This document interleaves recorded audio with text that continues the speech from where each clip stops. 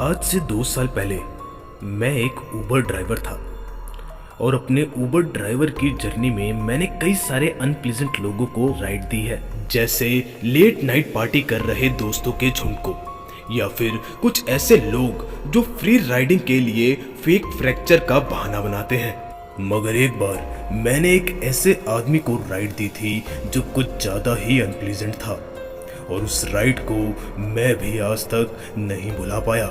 और उस आदमी का नाम मुझे आज तक याद है, आकाश। कार को ड्राइव करते वक्त मेरे फोन में एक नोटिफिकेशन आया कि किसी आकाश नाम के आदमी ने कार को बुक कर लिया है। वो आकाश मेरे से सिर्फ 2 किलोमीटर की दूरी पे ही था। इस वजह से मैंने उसकी रिक्वेस्ट एक्सेप्ट करी और उसकी डायरेक्शन में चलने लगा। मैं अपनी गाड़ी चलाते हुए एक शॉपिंग मॉल के सामने आ गया। वहां शॉपिंग मॉल के सामने कुछ 3 लोग खड़े थे। वो तीनों ही दोस्त लग रहे थे। मैं चाहता था कि इन तीनों में से तो कोई भी आकाश ना हो। मैंने अपनी कार को शॉपिंग मॉल की पार्किंग में पार्क किया और उसके बाद आकाश का वेट करने लगा। तभी आकाश मेरी कार के बाहर खड़ा था और मैंने उसको कहा, अंदर आ जाओ। मैं आप लोगों को बता दूं कि मैंने आकाश को कम से कम 4 बार बोला था।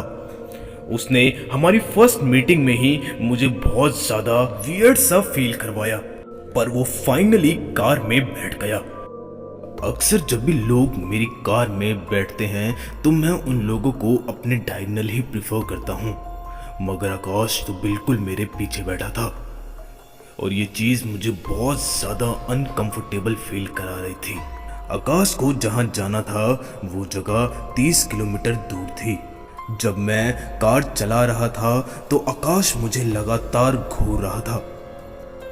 अब तक मैंने 15 किलोमीटर कार चला ली थी और जब मेरी नज़र मेरे मिरर पे पड़ी तो वो अभी भी मुझे लगातार घूर रहा था। मैंने इस वियर्ड सिचुएशन को नॉर्मल करने के लिए आकाश से कुछ क्वेश्चन पूछे, जैसे आप क्या करते हो, आप कहाँ रहते हो, ऐसा कुछ। मगर आकाश ने मेरी बातों का जवाब नहीं दिया। वो लगातार मुझे घूर ही रहा था। आकाश जहाँ जाना चाहता था वो जगह सिर्फ 2 किलोमीटर ही दूर बची थी। अब अचानक हर तरफ जंगल ही जंगल आ गया था। मेरे हिसाब से तो यहाँ कोई नहीं रहता, मगर ना जाने ये आकाश यहाँ कैसे रहता होगा। अब फाइनली आकाश की जगह आ चुकी थी और आगे का रास्ता भी बंद पड़ा था और वहाँ आसपास कोई घर भी नहीं था। अब तो मुझे बहुत ज़्यादा डर लग रहा था। चारों तरफ जंगल था और आगे का रास्ता भी बंद और ना ही कोई घर वहाँ पर। मैं अक्सर अपनी कार में एक नाइफ रखता हूँ, क्योंकि जब मैंने ये जॉब ज्वाइन करी थी तब मैं बहुत ज़्यादा स्किनी था, तो मेरे फादर ने मुझे ये नाइफ रखने के लिए कहा था। ना जाने कब क्या हो जाए।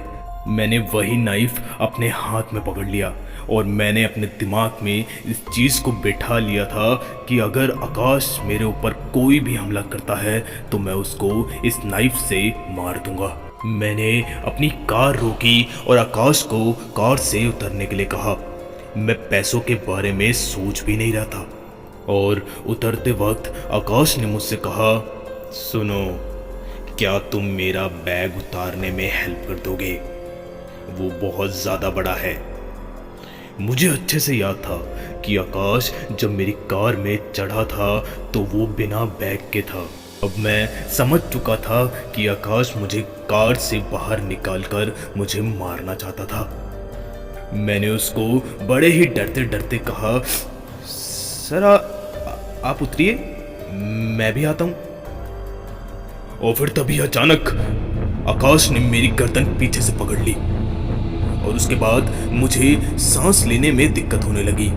वो नाइफ मैंने अपने हाथों में ही रखा था। मैंने वो नाइफ आकाश के हाथों में जोर जोर से मारना शुरू कर दिया और आकाश बड़ी बुरी तरीके से दर्द के मारे चिल्लाते हुए गाड़ी से बाहर गिर गया। मैंने इसी मौके का फायदा उठाया और वहां से अपनी कार मोड़ कर निकल गया।